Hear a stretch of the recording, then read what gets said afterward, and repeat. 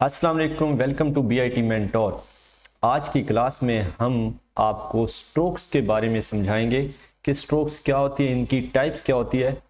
आज की क्लास यकीनन कुछ इतनी ख़ास नहीं रहेगी क्योंकि आज हम कुछ बनाने नहीं वाले बल्कि जस्ट स्ट्रोक के बारे में देखते हैं। हाँ, थोड़ा बहुत साथ कुछ बना भी लेंगे। तो यहाँ पर ऑलरेडी मैंने कुछ शेप्स बना के रखी हुई हैं आपको समझाने के लिए। तो स्ट्रोक्स क्या होते हैं, कितनी टाइप्स के होते हैं, तो यहाँ पर हम देख लेते हैं।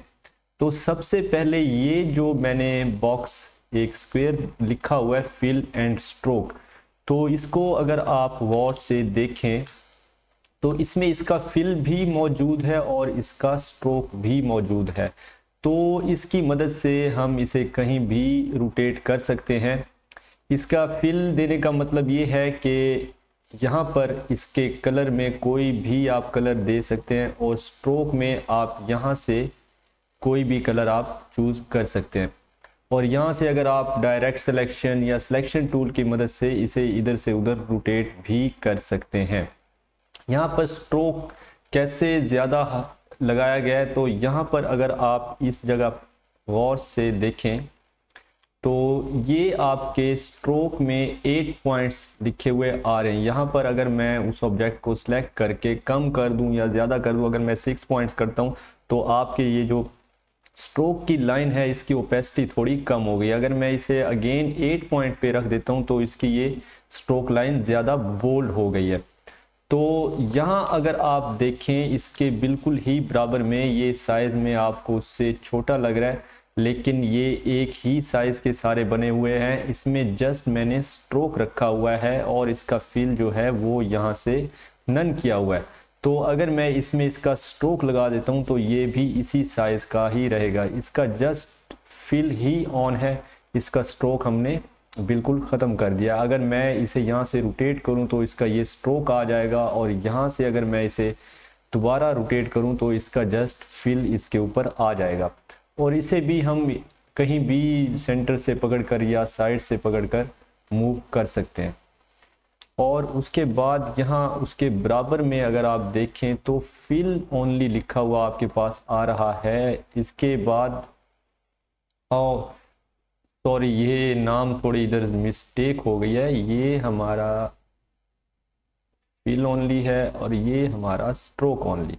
जी, यहाँ पर फिल ओनली ये है कि इसका मैंने स्ट्रोक नहीं दिया, जस्ट इसमें मैंने फिल का कलर ऑन रखा हुआ है। और ये हमारा स्ट्रोक ओनली है और यहाँ पर मैंने फिल में इसके कोई भी कलर नहीं दिया हुआ, इसमें जस्ट मैंने इसका स्ट्रोक ओनली रखा हुआ है। इसकी मदद से हम इसे कहीं भी मूव नहीं कर सकते क्योंकि ये अंदर से बिल्कुल खाली है। इसका अगर आपने मूव करना है तो यहाँ से इसके स्ट्रोक से इसे मूव भी कर सकते हैं और इसकी कॉपी आप ले सकते हैं। उसके बिल्कुल ही नीचे आपको यहाँ पर 3 बॉक्सेस नज़र आ रहे हैं जो कि मुख्तलिफ साइज़ के हैं। इनकी मज़े की बात मैं आपको ये बताऊं कि ये बिल्कुल भी मुख्तलिफ साइज़ के नहीं हैं। ये अभी मैं आपको समझा देता हूं कि ये क्यों शेप्स में थोड़े साइज़ में डिफरेंट लग रहे हैं। तो यहाँ अगर आप इसे स्ट्रोक सेंटर को देखें तो इसमें क्या है, इसमें मैंने फिल जो है इसका यहाँ से मैंने ऑफ किया हुआ है और जस्ट मैंने स्ट्रोक के बारे में समझाना था तो स्ट्रोक मैंने इसका ऑन रखा हुआ है। तो अब इसको अगर आप गौर से देखें तो इसमें जो आपको ये इसका पाथ नज़र आ रहा है, इसके ऊपर और इसके अंदर स्ट्रोक दोनों जानिब बराबर है। ये कैसे हमने करना है, तो अगर आप यहाँ पर स्ट्रोक के ऑप्शन में क्लिक करें तो ये आपके पास एक बॉक्स अपीयर हो जाएगा और इसके साथ ही आपके पास यहाँ इस साइड पर भी स्ट्रोक का ऑप्शन मौजूद है। आप चाहें तो इसे बाहर निकाल के भी रख सकते हैं। अब यहाँ पर अगर आप गौर से देखें तो स्ट्रोक इन सेंटर मैंने कैसे किया है, मैंने जस्ट सिंपल एक स्क्वायर अपना बॉक्स बनाया है। यहाँ से उसके पॉइंट मैंने 8 पॉइंट सेलेक्ट कर लिए हैं। आप चाहे कम ज़्यादा कर सकते हैं अपनी मर्ज़ी से, अपने लोगों के हिसाब से, डिज़ाइनिंग के हिसाब से आप इसे सेट कर सकते हैं। और यहाँ पर अगर देखें अलाइन स्ट्रोक में तो स्ट्रोक टू सेंटर का ऑप्शन क्लिक है। तो इस बॉक्स को क्लिक करके यहाँ पर ये बाय डिफ़ॉल्ट वैसे स्ट्रोक टू सेंटर ही होता है, तो यहाँ पर क्लिक करके रखा हुआ है, अगर मैं इसे किसी और पॉइंट पे क्लिक कर देता हूं तो इसका साइज कम या ज़्यादा हो सकता है। इसका साइज अगर मैं यहाँ से बढ़ाऊं तो अगर आप गौर से देखें तो अगर मैं 10 पॉइंट करता हूं तो ये दोनों जानिब बराबर इक्वल ही बढ़ेगा। अब स्ट्रोक इनसाइड पे आ जाए। स्ट्रोक इनसाइड क्या है, जैसे ही मैंने इसे सिलेक्ट किया है तो ये स्ट्रोक इन सेंटर से इस बटन पे मूव हो गया स्ट्रोक इनसाइड। इसमें जो आपका स्ट्रोक होगा वो आपके पाथ के अंदर की जानिब ही आएगा, उसके बाहर की जानिब बिल्कुल नहीं आएगा। मैं इसे सिलेक्ट करके अगर इसके मैं पॉइंट्स कम करता हूं तो ये अंदर से ही कम हो रहा है, और अगर मैं इसके पॉइंट ज़्यादा करता हूं तो ये अंदर से ही ज़्यादा हो रहा है। मैं इसे फिलहाल 8 पॉइंट पे ही रख लेता हूं जैसे मैंने पिछले को रखा हुआ था। जस्ट इसका साइज इसलिए आपको कम लग रहा है क्योंकि यहाँ से स्ट्रोक इनसाइड पर क्लिक है, इसलिए ये सिर्फ इस अंदर की जानिब आ रहा है, बाहर की जानिब नहीं जा रहा है, इसलिए इसका साइज आपको थोड़ा सा डिफरेंट लग रहा है। और उसके बाद यहाँ पर स्ट्रोक आउटसाइड में अगर आप देखें तो सिंपल इसके साथ भी वही काम किया गया है। पाथ के अंदर की जानिब स्ट्रोक नहीं है। पिछला स्ट्रोक जो इनसाइड था उसमें पाथ के अंदर की जानिब जस्ट स्ट्रोक था, आउटसाइड में नहीं था। और स्ट्रोक आउटसाइड में पाथ के आउटसाइड की जानिब स्ट्रोक है, उसके अंदर की जानिब बिल्कुल नहीं है। जैसे ही मैं इसे सिलेक्ट करके इसके पॉइंट्स इंक्रीज करता हूं तो ये बाहर की जानिब ही इसके पॉइंट्स इंक्रीज होंगे, अंदर की जानिब नहीं होंगे। और इसे अगर मैंने 6 पॉइंट पे किया है तो ये 6 पॉइंट पे आ गया। अगर इसे मैं उतना ही 8 पॉइंट पर रखूं तो ये भी उतना 8 पॉइंट पर आ जाएगा। ये बेसिक चीज़ें आपको समझाने का मतलब सिर्फ यही है ताकि अगले लेक्चर्स में इनका बहुत अच्छे से इस्तेमाल आपको आना चाहिए। बहुत ही थोड़ी सी, बल्कि बहुत नहीं थोड़ी सी, ये आई थिंक बोरिंग क्लास होगी आप लोगों के लिए, लेकिन बिलीव मी ये बहुत ही अच्छी और इम्पोर्टेंट क्लास है।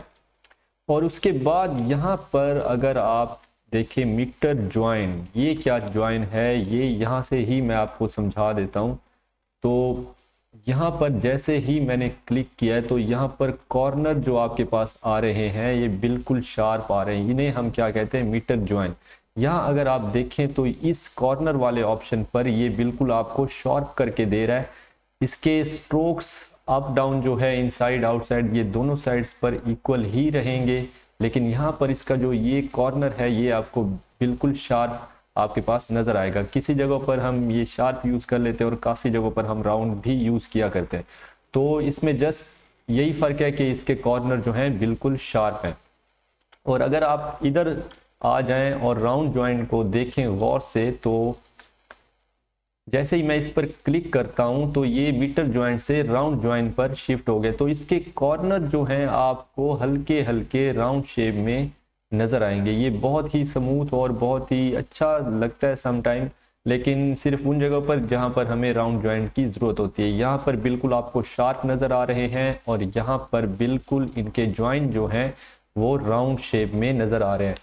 और अगर आप इधर आ जाएं बेवल ज्वाइंट पर तो जैसे ही मैं इसे सिलेक्ट करता हूं इस पाथ को तो ये आपका इस जगह पर बेवल ज्वाइंट में आ जाएगा।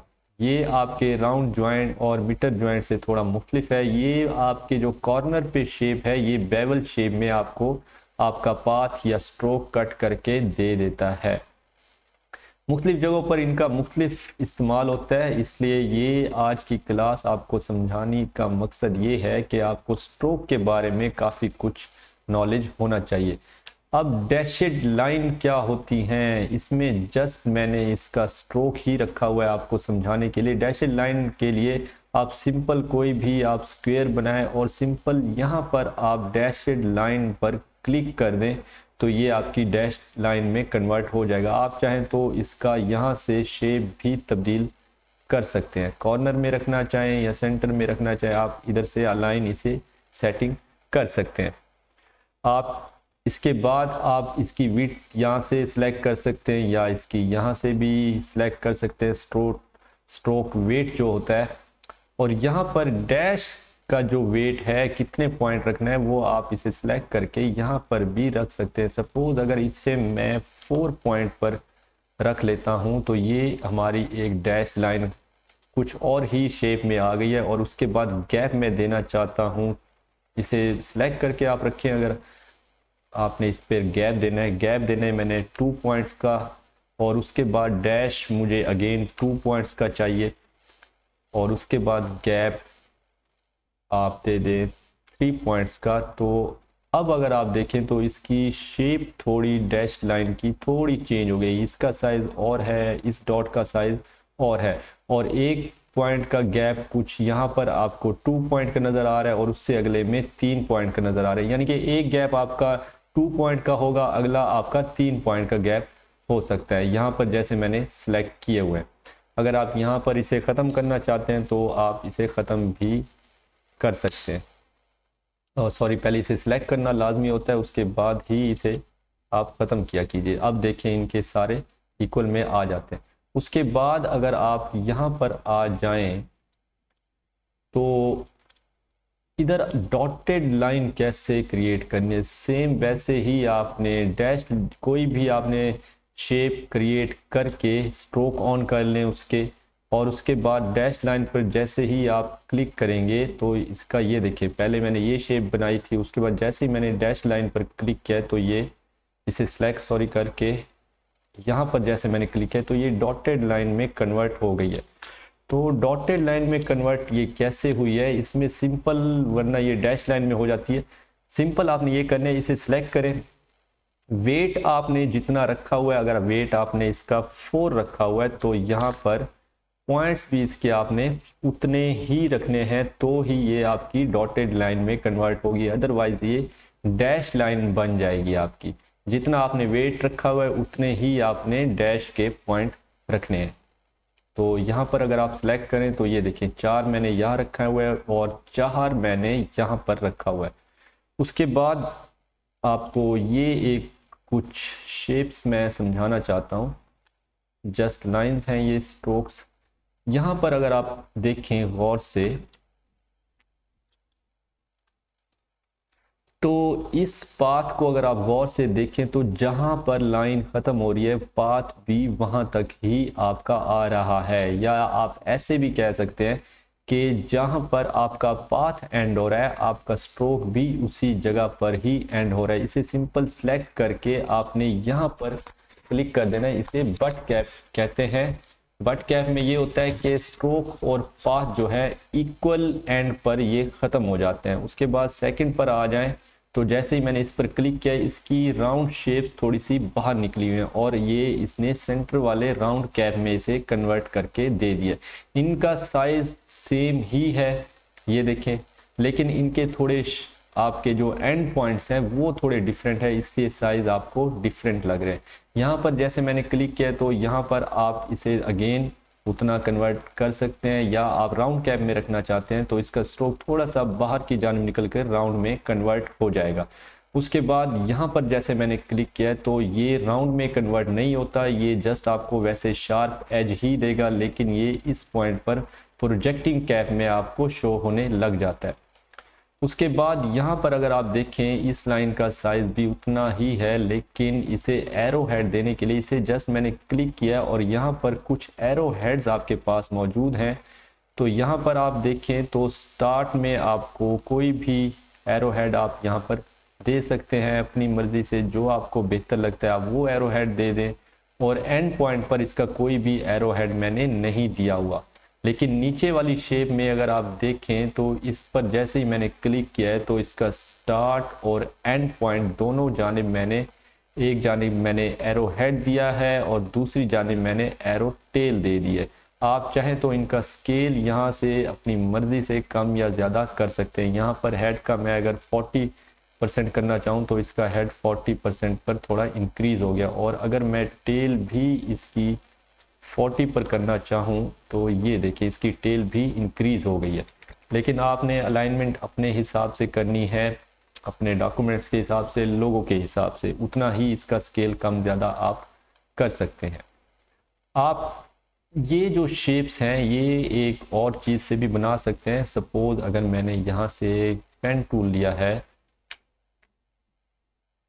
यहाँ से ऐसे और यहाँ से ऐसे, और इसे मैंने यहाँ से दे दिया है, इसे मैं ये शेप दे रहा हूँ और यहाँ से एंड पर मैं इसे ये वाली दे रहा हूँ। तो यहाँ पर अगर आप देखें तो इसका आप इसे भी 50 कर दें और इसे भी 50 पर कर दें, तो आप किसी भी शेप को या लाइन को आप एरो हेड की मदद से एडजस्ट कर सकते हैं। ये जस्ट पेन टूल की मदद से मैंने एक छोटी सी ड्राइंग बनाई है, आप अपनी मर्जी से उसी हिसाब से इसे सेट कर सकते हैं। उसके बाद दूसरी फाइल में आ जाते हैं। यहाँ भी हम आपको थोड़ा बहुत स्ट्रोक्स के बारे में समझाएंगे। लाइन क्या होती है, लाइन सेगमेंट, ये भी हम पढ़ चुके हैं। लाइन आप कोई भी ड्रॉ कर लें, आप उस पर भी अपने एरो हेड अप्लाई कर सकते हैं। स्टार्टिंग पॉइंट में ये एरो हेड आ गया और इसके एंडिंग में आप कोई भी लगा दें, आप ये राउंड लगा दें और पॉइंट्स इसके आप ज़्यादा वो कर दें, तो यहाँ पर देखें अब इस लाइन को भी उसने एरो हेड में कन्वर्ट कर दिया।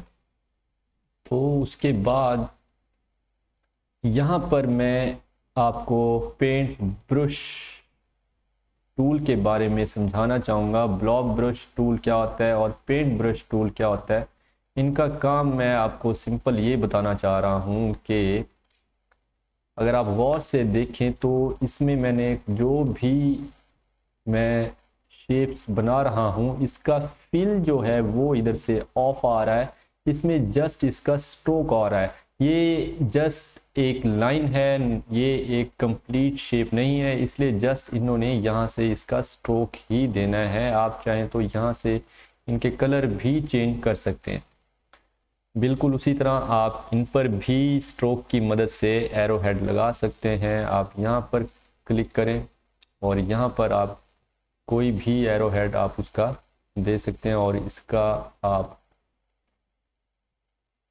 अपनी मर्जी से आप इस पे लगा सकते हैं। और उसके बाद आप ब्लॉब ब्रश टूल अगर देखें तो यहाँ पर अगर आप इसे गौर से देखें तो इसे सिलेक्ट करके आप देखें तो यहाँ पर इसका फिल जो है वो ऑफ आ रहा है, लेकिन इसका जो स्ट्रोक इसका ऑफ आ रहा है, इसका जो फिल है वो ऑन आ रहा है। ये कैसे आ रहा है? बेसिकली जो सिंपल पेंट ब्रश टूल है आपका, दिखने में ये दोनों एक जैसे ही हैं, लेकिन सिंपल जो पेंट ब्रश टूल है वो आपके स्ट्रोक के लिए यूज़ किया जाता है और वैसे ही ब्लॉब ब्रश टूल जो है वो आपका फिल के लिए यूज़ किया जाता है। इन दोनों में डिफरेंस मैं अभी आपको बता देता हूँ। इसका मैं अगर स्ट्रोक भी ऑफ कर देता हूँ तो ये जस्ट एक हमारे पास पाथ आ रहा है, तो इसका स्ट्रोक मैंने अगेन लगा दिया। और इसको अगर मैं आपको दिखाऊं तो यहाँ से अगर मैं इसे रोटेट करता हूँ तो ये देखें, ये हमारे पास एक शेप बनी हुई आ रही है कंप्लीट, मतलब जैसे मैंने ड्रॉ की है वैसे ही आ गई, लेकिन इसका अंदर अब फिल जो है वो बिल्कुल ऑफ आ रहा है, लेकिन इसका स्ट्रोक जो है वो हमारे पास ऑन आ रहा है। और कुछ यहाँ पर आपके शेपर टूल हैं, पेंसिल टूल हैं, स्मूथ टूल, पाथ टूल और जॉइंट टूल, ये क्या होते हैं ये भी हम आपको बता देते हैं। आप सिंपल पेंट ब्रश टूल लें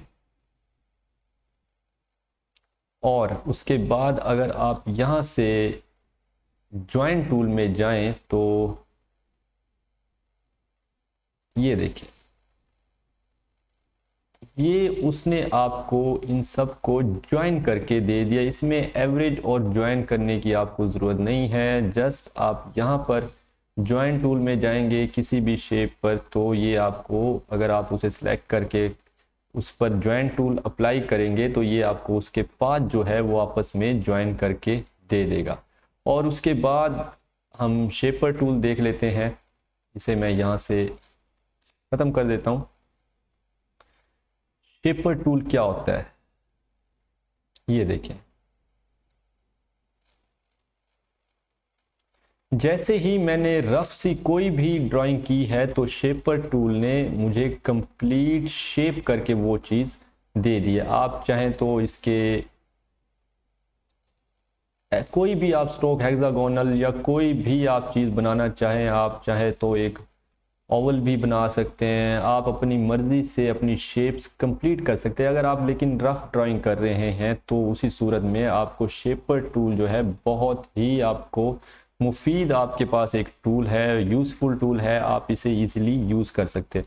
पेंसिल टूल का काम क्या है, ये जस्ट हमें लाइन ड्रा करके देती है। उसके बाद मतलब आपने कोई कहीं भी कोई लाइन लगानी है, स्ट्रेट लगानी है, हॉरिजेंटल लगानी है, ये लाइंस मैं अब शिफ्ट प्रेस करके लगा रहा हूँ। अगर आपने रफ सी कोई लाइंस लगानी है तो आप वो भी लगा सकते हैं पेंसिल टूल की मदद से।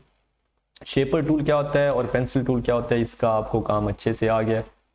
उसके बाद स्मूथ टूल। स्मूथ टूल मैं आपको यहां से समझा देता हूं।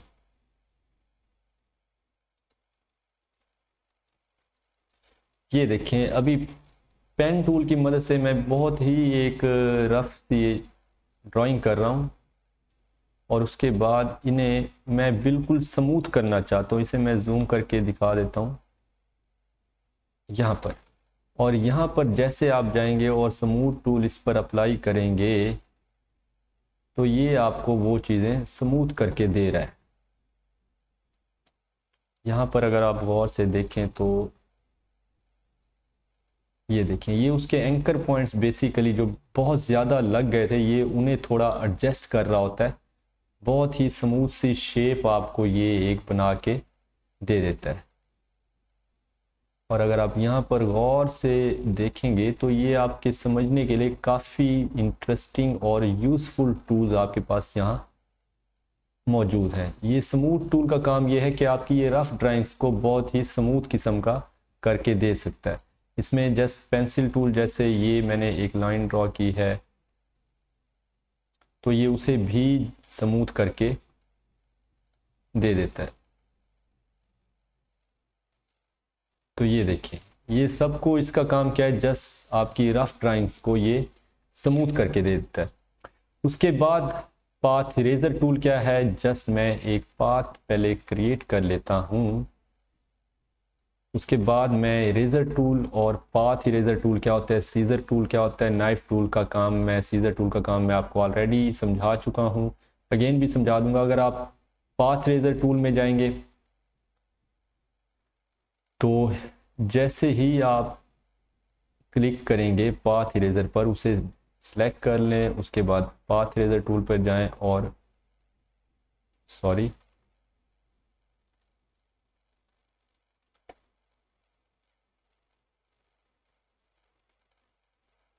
तो यहाँ पर आप पाथ इरेजर की मदद से आप उसे रेस कर सकते हैं, उसका कोई भी छोटा सा पार्ट। ये देखें, बाकी सारा रेज हो गया इसका, यहाँ पर ये थोड़ा सा इसका ये हिस्सा बच गया। और अगर आप रेजर टूल की मदद से कोई भी रेस करते हैं चीज़ तो ये आपको पाथ क्लोज ही देता है। ये देखें, ये उसने यहाँ से रेस कर दे लेकिन पाथ आपको वो क्लोज ही देगा। इसका एक और मैं आपको काम समझा देता हूँ रेजर टूल का। अगर आप यहाँ से ये देखें, बहुत ही एक इंटरेस्टिंग सा उसने स्केच बना के आपको दे दिया, लेकिन पाथ जस्ट क्लोज ही रखे गए हैं। वैसे ही अगर आप पाथ इरेजर टूल में जाएंगे तो उसकी मदद से आप पाथ को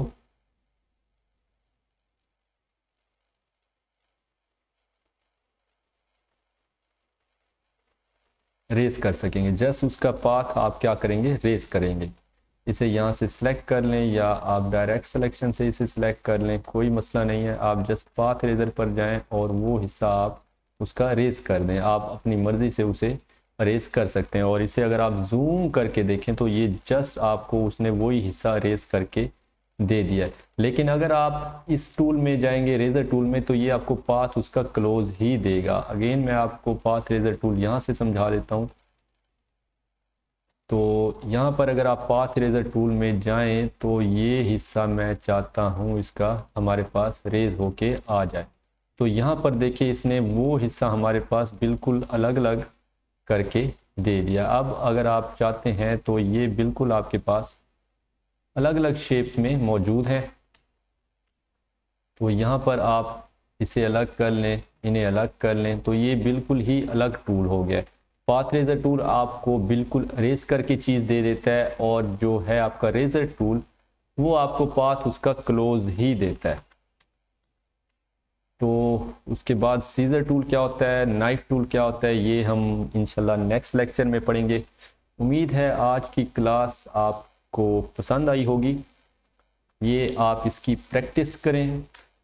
आज हमने स्ट्रोक्स सीखे हैं और यहाँ से कुछ हमने शेपर टूल्स वगैरह ये सारे सीख लिए। तो तब तक के लिए नेक्स्ट लेक्चर के लिए इजाज़त दीजिए, लेकिन उससे पहले आप हमारा channel please please please subscribe ज़रूर किया कीजिए। दोस्तों से भी कहें यार, बिल्कुल फ्री सब कुछ, इतना अच्छा हम सिखाते हैं। तो दोस्तों से भी कहें, अपने कज़न जो हैं या फ्रेंड्स हैं, आपके पड़ोस में कोई रहता है सीखना चाहते हैं, तो उन्हें इस चैनल के लिए यार कहा करें और सब्सक्राइब करवाया करें। लाइक शेयर आप लाजमी इस सब चीज़ों को किया करें। बिल्कुल फ्री आपको मिल रही है एक चीज़ सीखने के लिए, तो आप सीख लें, बहुत फ़ायदा होगा। तब तक के लिए इजाज़त दीजिए। अल्लाह हाफिज़।